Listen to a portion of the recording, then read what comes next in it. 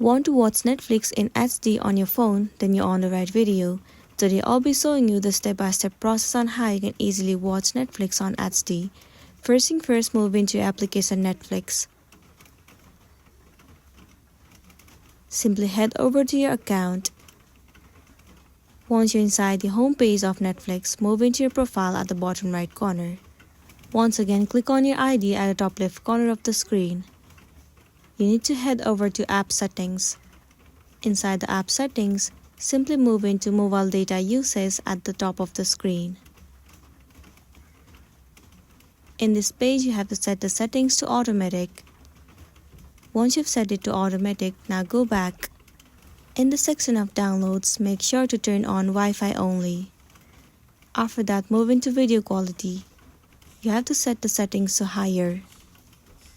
Once you've set the settings to higher, now you will be able to watch the video in HD quality. So that's the end of the video. If this video really helped you, give it a like and check out our next tutorial. Thank you.